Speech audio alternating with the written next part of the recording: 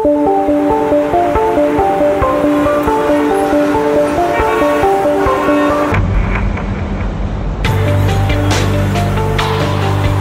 20th century has made the automobile a massive industry. Today, it is almost impossible to imagine our life without it. But there is one indisputable factor that can change the situation. We're talking about motor fuel prices. If you ask any driver in any country about the prices of motor fuel, you will immediately get an answer. Consumers are always dissatisfied with growing fuel prices. But what will happen if this price exceeds a certain upper threshold? Or even worse, if the reserves of oil, which are used to produce gasoline and diesel fuel, are simply exhausted?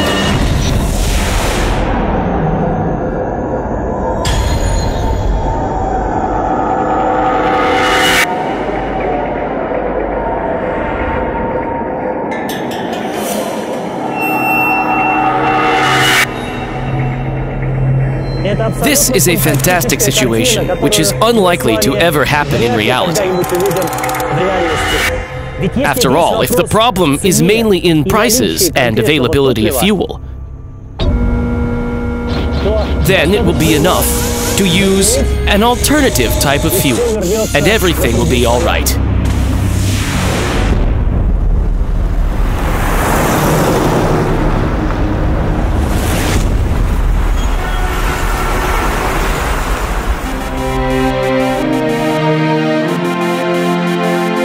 The methane that burns in our kitchen stoves can also be used for cars.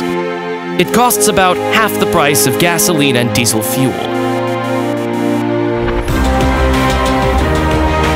In this film, we will tell you about natural gas-based fuel. You will know how methane-based cars are produced, and what methane filling stations are, and where gas-powered passenger vehicles and locomotives are used.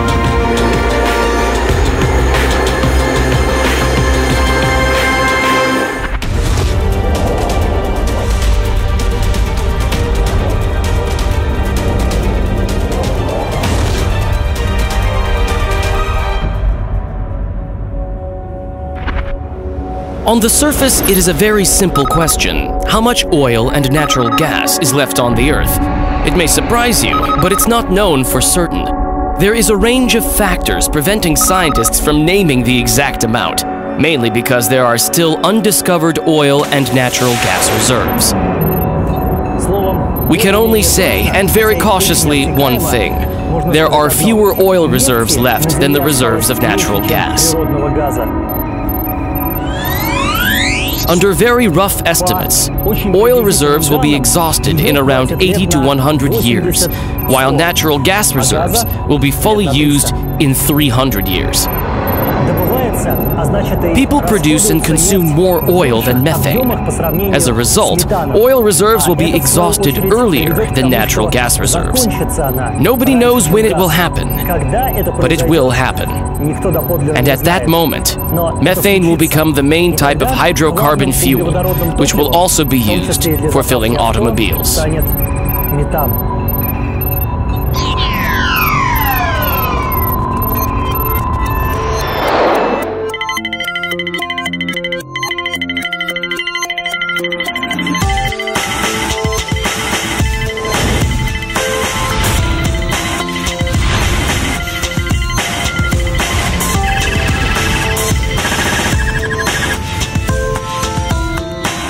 Almost all the large car makers now produce one or two models of natural gas-based cars.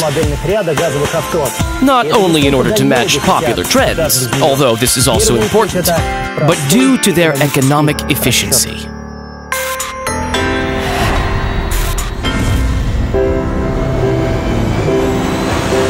Gas-based fuel prices in almost all countries are far lower than the price of gasoline and diesel fuel. In some places, they are even 30% or even 50% lower. But why is methane used in so few types of cars? First of all, there are very few methane filling stations. Let's just compare. There are 70,000 gasoline filling stations in Russia. They sell gasoline and diesel fuel, but there are only about 250 natural gas vehicle fueling stations, which sell methane for cars. So where can you go on your methane-based automobile with such a poorly developed infrastructure? If we look at the main European countries, we see a different picture. 130,000 gasoline filling stations and almost 4,000 NGV fueling stations. Of course, the amount of the latter is still smaller. But even in Bratislava, with a population of around 500,000 people, we found 3 NGV fueling stations.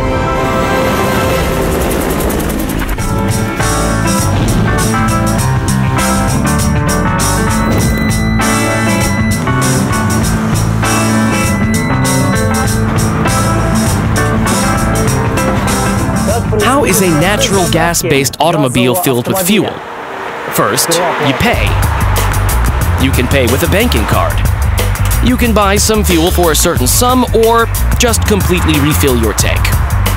Or, to be more exact, your gas cylinder. Natural gas vehicles are fueled with compressed natural gas, CNG, under the pressure of 200 atmospheres. A natural gas filling nozzle looks like a common gasoline nozzle, but it's harder, and it has a hard steel pipe. You put it into the tank. You'll have to push it with some force, and press the trigger. That's all. Everything else will happen without any extra effort.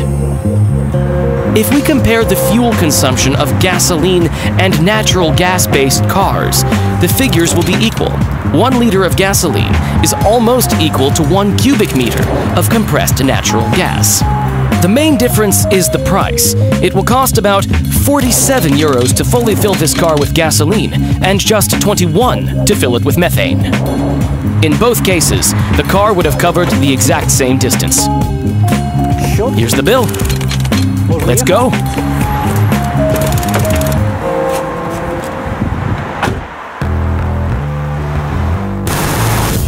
In the next part of our film, we will show car production plants where natural gas-based cars are made. You'll see the difference between a simple methane-based car and a dual-fuel car, and the place where natural gas-based trucks are produced.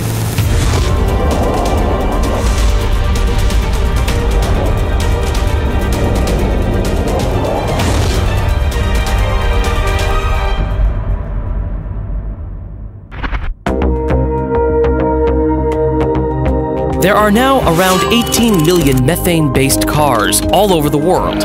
Who makes them? Almost all the automobile manufacturers do. We went to one of their plants.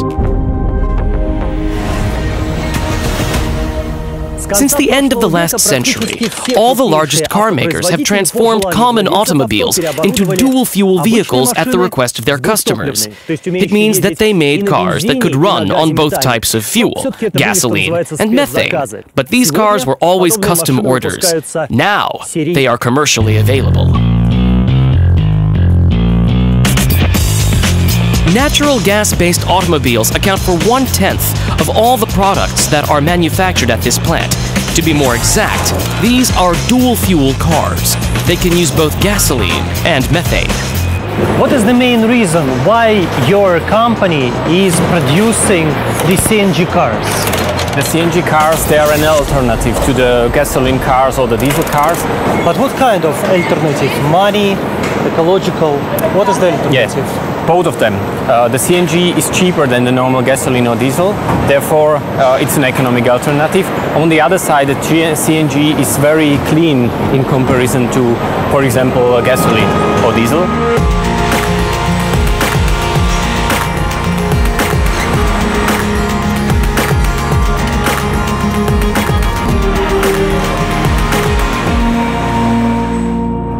In fact, the engine is not the main difference between common gasoline cars and natural gas cars. The reservoirs for fuel are completely different. Cars which use gasoline and diesel are equipped with fuel tanks, while gas cars have gas cylinders. But since this plant produces dual fuel cars, they have both fuel tanks and gas cylinders.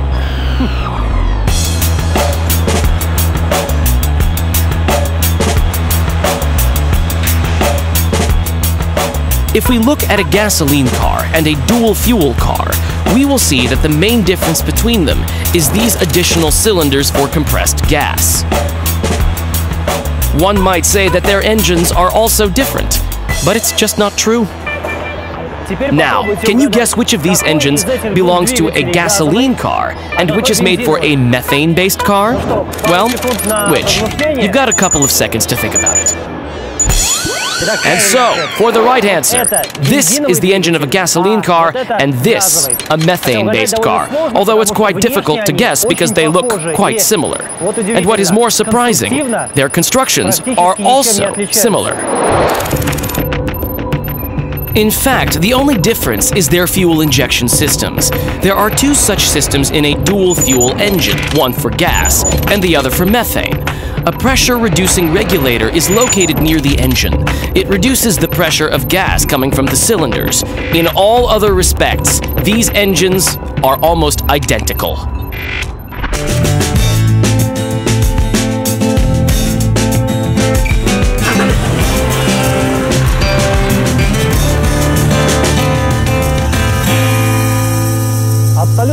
Each automobile makes several circles around the track before it leaves the plant. This is a methane-based car. I was allowed to take part in its test drive, but only in the passenger seat. However, maybe that's better for me.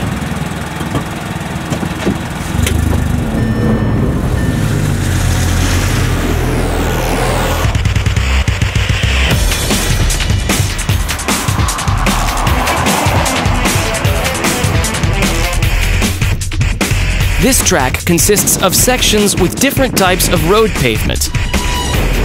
It includes various road turns and high-speed sections.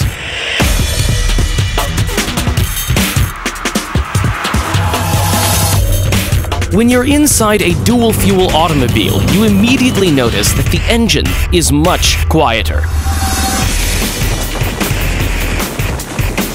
In all other respects, it drives just like a common car. The test drive is complete, and the methane car has passed it very successfully. Thank you.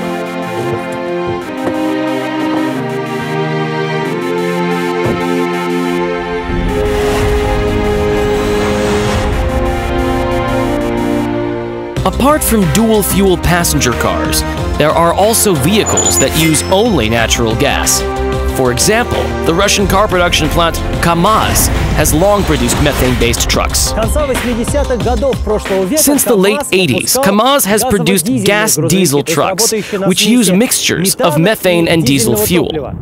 In 2004, the plant started producing methane trucks separately from diesel fuel trucks. They are produced in this building.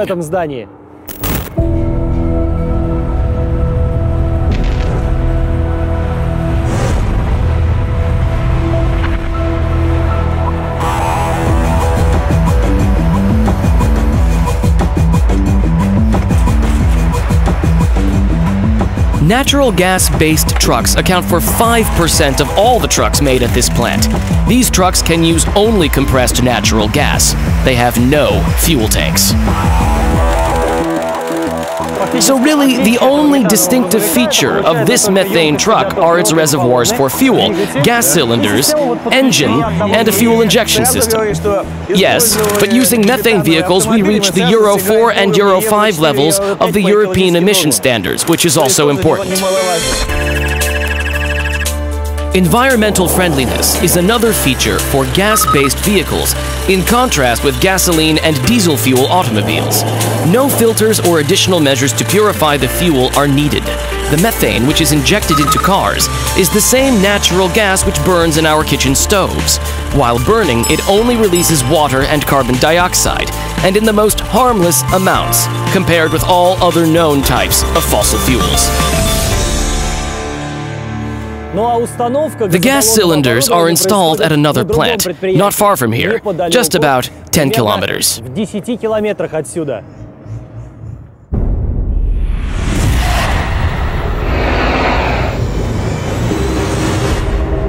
This is a fully equipped natural gas-based truck.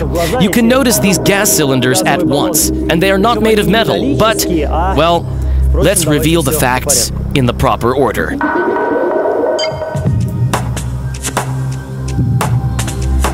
Gas cylinders are believed to be the most dangerous element in these cars. They contain gas under high pressure. At this plant, workers do not install traditional metal cylinders, but metal composite cylinders. Aluminum is inside, while the outside is covered with hard braids for extra rigidity. During tests, these metal composite cylinders withstood the pressure of more than 700 atmospheres, instead of the official limit of 250 atmospheres.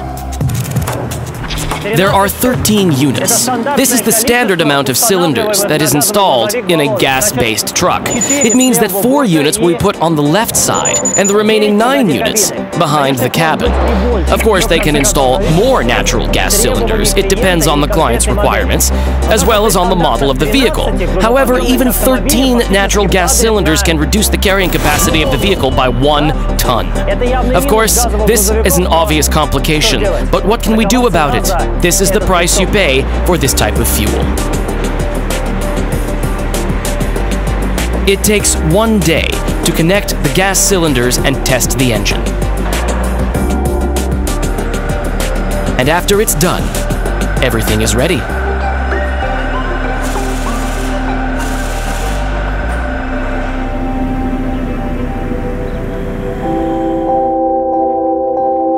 Only the future will tell us which is more cost-effective, to use cars running on gas or on 2 types of fuel. But is there any use of splitting filling stations by fuel type? It doesn't seem so.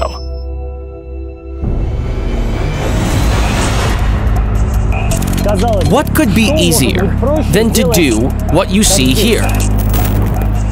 To combine an ordinary gasoline filling station, operating with both gasoline and diesel fuel, with a compressed natural gas filling station, and make them into one.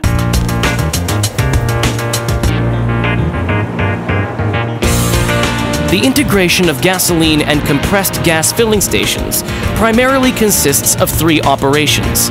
They connect a filling station to municipal gas pipelines, install facilities to clean and compress the methane, and finally, install columns with the gas fueling equipment. After that, methane-running cars may refuel in the usual way, as well as cars running on diesel fuel and gasoline.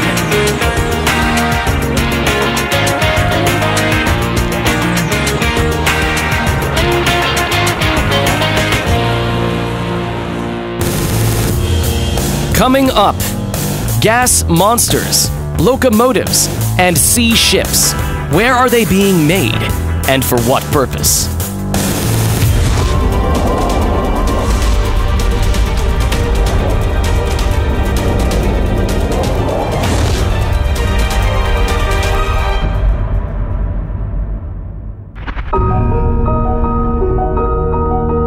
It will take a long time, even if we try to list only the largest methane gas fields around the globe.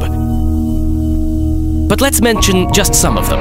For example, fields on the northwest shelf of Australia, or near the island of Kalimantan, Malaysia.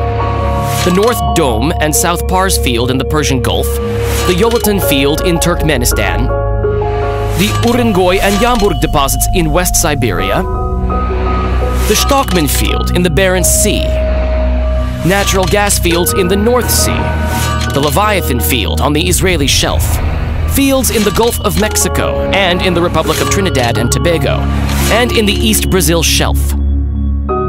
These are the largest and purest deposits of methane, while the exact amount of all natural gas deposits remains unknown.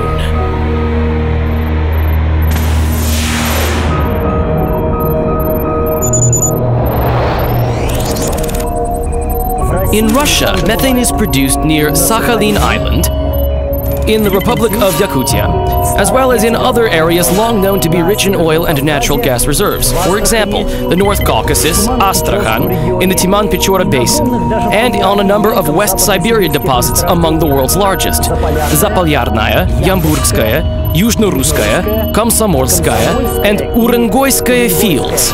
The last one is located near the town of Novy Urengoy, named in honor of this deposit.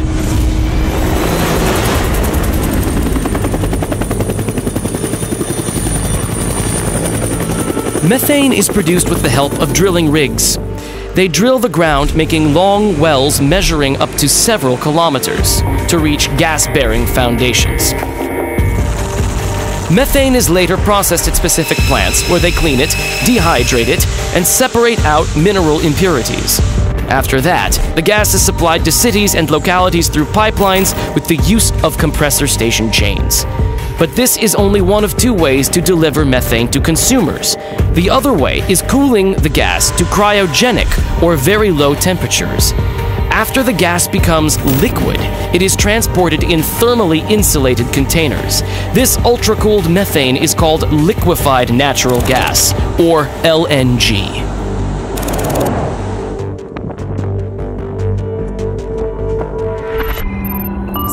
And the most interesting and actually magic quality of LNG is that its volume can be tremendously decreased.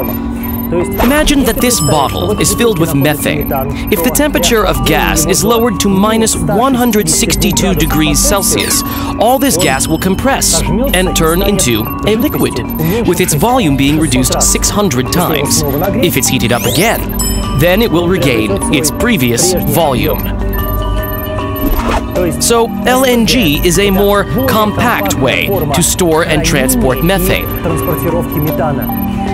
One cylinder with liquid gas equals 600 of its volumes under normal atmospheric pressure, or 3 cylinders of compressed gas under the pressure of 200 atmospheres.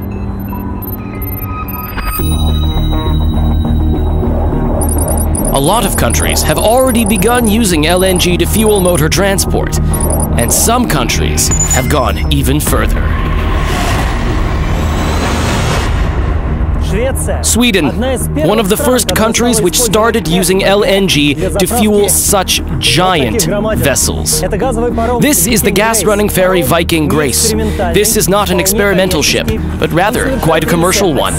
It makes runs from here to Finland and back. The trip takes 10 hours each way, and the Viking Grace needs only one LNG fueling to make the round trip, with gas to spare.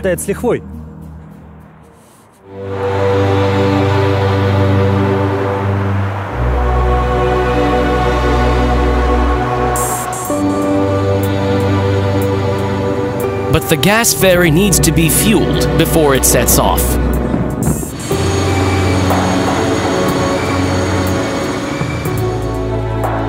After seeing the giant Viking Grace, it's easy to imagine the refueling ship looking like some sort of mastodon or tanker or something similar, but in fact, it's just the opposite.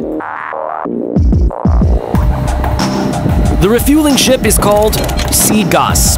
It is a floating, compressed natural gas filling station, but it carries just liquefied gas instead of compressed gas. The gas ferry is refueled while still afloat. The Seagas sails up to it,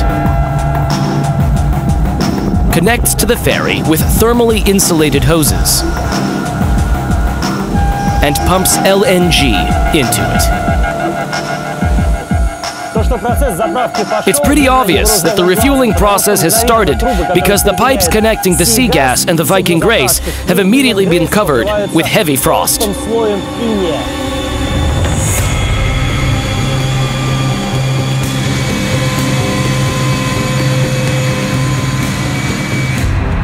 It takes 45 minutes to fuel the ferry.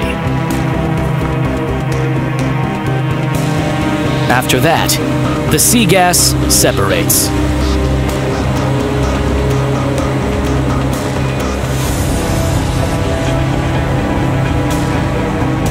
The Seagas has done what it was supposed to do. It may now sail away, and the world's largest gas ferry starts its 10-hour Baltic Sea cruise from the Swedish city of Stockholm to the Finnish city of Turku.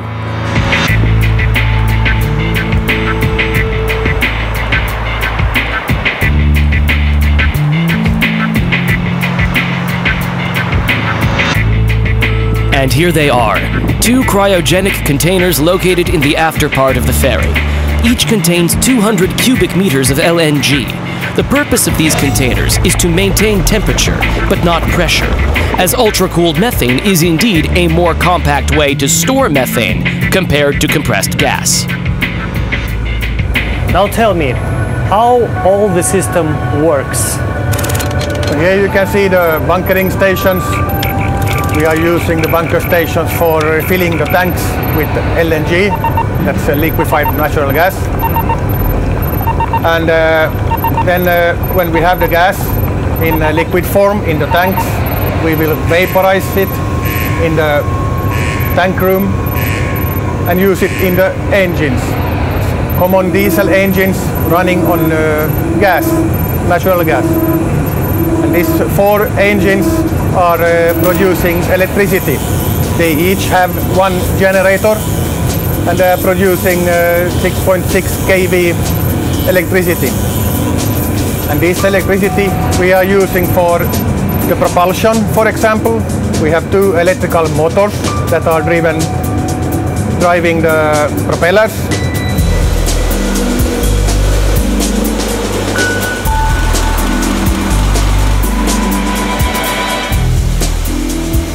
But why do everything this way? And there's a simple answer. For the purposes of economic efficiency and ecology. Such vessels emit less pollutants than diesel ones. And definitely there is a money issue. Methane is cheaper than conventional marine fuel. Ferry passengers hardly think about that, though. It is just a pleasure or business trip for them.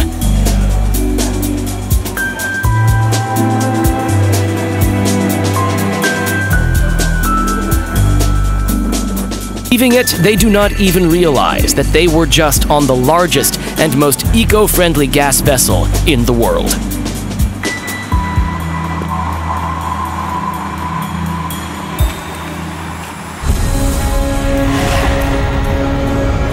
But which types of transports can use methane aside from ships?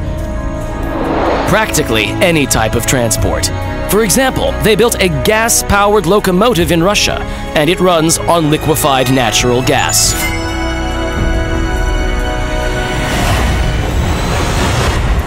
And here it is, the GT1, a gas turbine locomotive fueled with liquid methane. Not only is it a unique locomotive, but it's also a record breaker. It is officially recognized as the most powerful locomotive with individual traction in the world. It pulled a cargo train with a weight of 16,000 tons. The train had 170 rail cars. Its length exceeded 2 kilometers. In the vicinity of Yekaterinburg, there is a mini plant to liquefy methane and produce the complicated LNG fuel.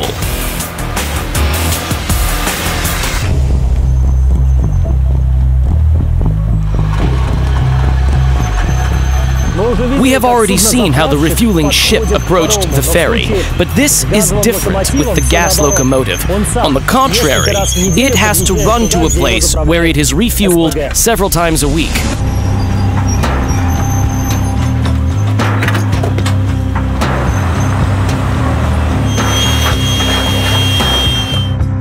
This section of the locomotive is called the booster.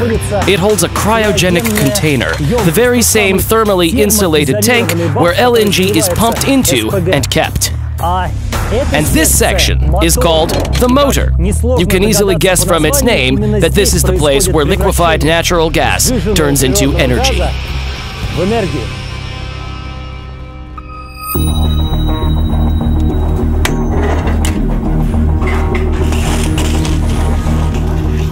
It is very similar to the fueling of the gas ferry. Thermally insulated hoses are connected to the locomotive. The pumping of LNG starts.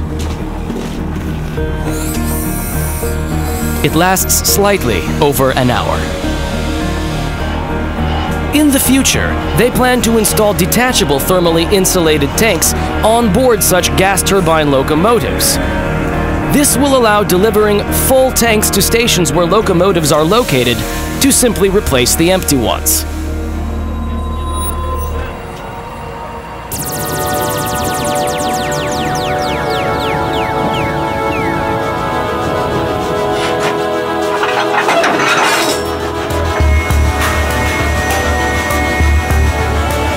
the locomotive sets off the next day after it has been refueled.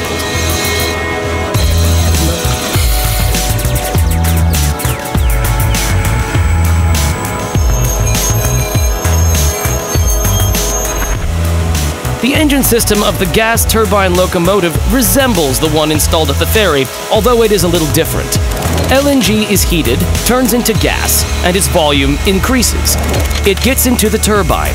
After that, the adjacent generator produces electric current, and this allows the vehicle to move. You can tell its power and strength just from the noise made by the turbine located behind your back. But what if we talk about uneven terrain or long trains, then what? In such cases, the power capacity of the locomotive may be used to its full extent. We are now running trains with cargo weight of 8,000 to 9,000 tons, and the locomotive easily copes with the task.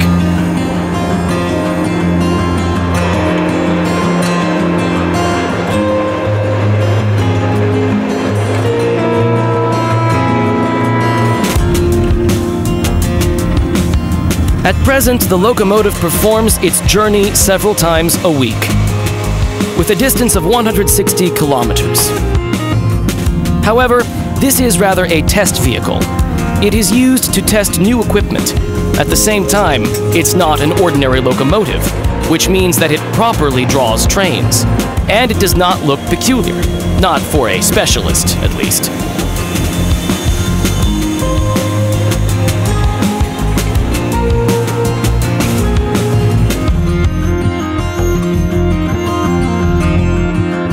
Well, we've arrived. How did you like it? Well, unlike you, I have nothing to compare it with. But it was very unusual, at the least.